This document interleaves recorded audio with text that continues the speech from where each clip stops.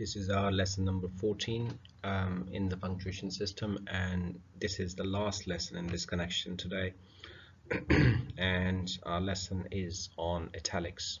Now, italics can be presented in three different ways. For example, text that is a bit slanted could be italics, or sometimes text is underlined to show italics, or sometimes a piece of text or a word is written in bold, which is italics.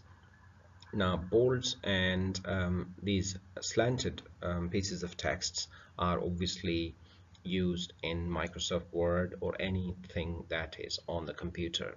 When you are doing when you're writing in manuscripts or typescripts, italics are mostly underlined, or sometimes they are used inside inverted commas.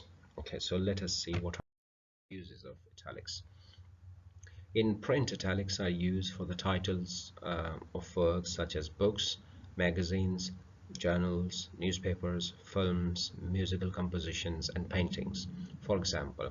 Now, this list has so many things like books, magazine, and all that. I have given an example of each of them here, and I've written book, magazine, journal, etc. in front of them. So, for example, the first sentence is, have you read Romeo and Juliet by Shakespeare? Now, Romeo and Juliet is a book and it's a play, so that's why it is in italics. So you could see that rest of the writing is straight, or you could see in a 90 degree angle. This is a bit slanted.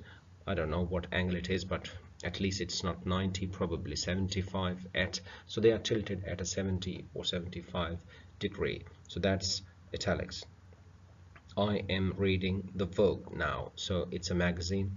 I have sent an article to Shakespeare Quarterly. Now, Shakespeare Quarterly is the name of a journal or a magazine. It's a kind of magazine, but obviously in the research world they are known as journals. Have you watched Titanic? Now, that's the name of a film, and it is in italics. Who composed Symphony? Now, symphony is a musical composition, and you could see that it is in italics. Who is the creator of Mona Lisa? So that is a name of a painting, and it is in italics. Now, you could see that I have made them bold, and at the same time I have underlined just to make them more visible or conspicuous. Okay, so you do one of these things. In TypeScript or in typescripts or manuscripts, the above in italics are written in quotation marks. For example, have you read Romeo and Juliet by Shakespeare? So when you are handwriting, then obviously it is difficult, impossible to do italics or bolds. So that's why either you do underlining or you do inverted commas. So inverted commas is the most popular way of writing anything in italics. Okay, I hope you understand. Right, words in foreign language are italicized in print, but take inverted commas in manuscripts.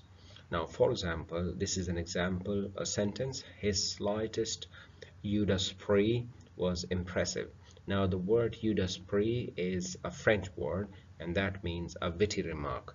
That means something which is witty, which is very clever. Okay, so because this word comes from a different language, and that's why it is italicized, just to let the reader know that this is not an English word.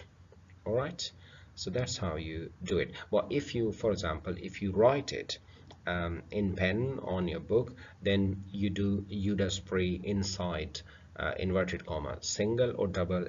It's up to you, or it's up to the convention that you are following. I hope you understand that.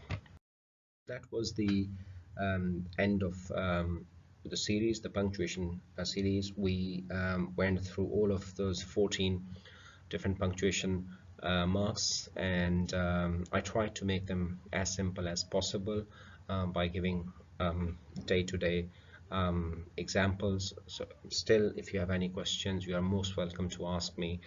Leave your comments. If you want to share something with me, that would be wonderful. I would like to hear from you.